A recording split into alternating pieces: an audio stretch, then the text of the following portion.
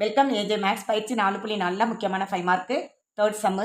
படத்தில் காட்டியுள்ளபடி 8 centimetre 10 centimetre 12 centimetre பக்கங்களை உடைய ஒரு முக்கோணத்துக்குள்ள ஒரு வட்டம் இருக்கு அப்படின்னா நம்மகிட்ட என்ன கேட்டிருக்காங்க? ஏடி, அடுத்து பிஇ, அடுத்து சிஎஃப் என்னன்னு கேட்டிருக்காங்க. என்னெல்லாம் நம்மகிட்ட கேள்வி அப்படிங்கிறது தெரியும். ஏடி, பிஇ, சிஎஃப் மூணையும் தான் கண்டுபிடிக்கணும்.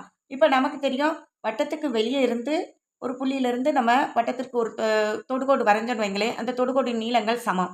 அதனால் இதில் எக்ஸ்னா இதுவும் எக்ஸ், இது ஒய்னா இதுவும் ஒய், இஜெட்னா இதுவும் இஜெட்.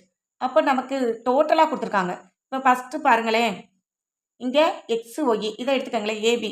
இது இங்கே எக்ஸு இங்கே ஒய் ரெண்டு சேர்ந்து தான் என்னது 12 சென்டிமீட்டர். அப்போ x plus y equal to 12. இதை ஒரு ஈக்குவேஷனாக எடுத்துக்கிறோம். ஓகேயா? அடுத்து செகண்டு நம்ம ஒய்யையும் இஜெட்டையும் எடுப்போமா? அப்போ ஒய் ப்ளஸ் இஜெட் எவ்வளவு? Y plus Z equal to 8 centimetre. இதை செகண்ட் ஈக்குவேஷனாக வச்சுக்கிடுவோம். அடுத்து பாருங்கள், X plus Z, X plus Z equal to எவ்வளோ தான் 10. இதை தேர்ட் ஈக்குவேஷனாக வச்சுக்குவோம். இங்கே பாருங்களேன், 3 பேர் இருக்காங்க, ஆனால் 2 2ஆக சேர்ந்துருக்காங்க. அப்போ யாரையாட்டும் ஒருத்தரை ஃபஸ்ட்டு செகண்டை எடுத்துக்குவோமே, சால்வ் பண்ண ஆரம்பிப்போம்.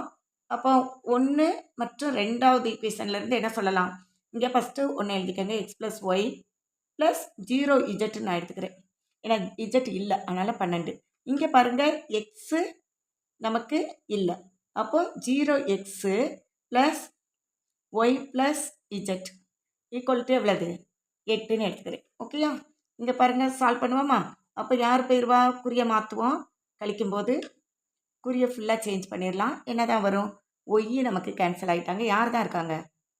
இங்கே எக்ஸு, இங்கே மைனஸ் இஜெட் ஈக்குவல் டு, இங்கே கழிச்சோம்னா 4 கிடைக்கும் இல்லையா? இதை ஃபோர்த் ஈக்குவேஷனாக வச்சுக்குவோம். அப்போ x minus z, x plus z நமக்கு தெரியுது இங்கே. அப்போ இந்த ஈக்குவேஷனையும் சால்வ் பண்ணுவோம். தேர்டையும் ஃபோர்த்தையும் சால்வ் பண்ண போகிறோம். தேர்ட் அண்ட் ஃபோர்த்துலேருந்து நமக்கு என்ன கிடைக்கும்? இங்கே பாருங்கள், X plus Z equal to 10. இது தேர்ட் ஈக்குவேஷன். ஃபோர்த் ஈக்குவேஷன் என்ன வச்சுருக்கோம்? X minus Z equal to 4. இதில் ஆட்டோமேட்டிக்காக இஜெட் கேன்சல் ஆகிட்டாங்க. 2x equal to 14. அப்போ எக்ஸ் ஈக்குவல் டு 14/2 என்ன கிடச்சிருவாங்க? 7ன்னு கிடச்சிட்டாங்க. எக்ஸு கிடச்சிருச்சு. இனி எல்லாம் கண்டுபிடிக்கிறது ரொம்ப ஈஸி. இப்போ எக்ஸ் ஈக்குவல் டு 7 இதில் பிரதியிடலாம் ஃபஸ்ட் ஈக்குவேஷன்.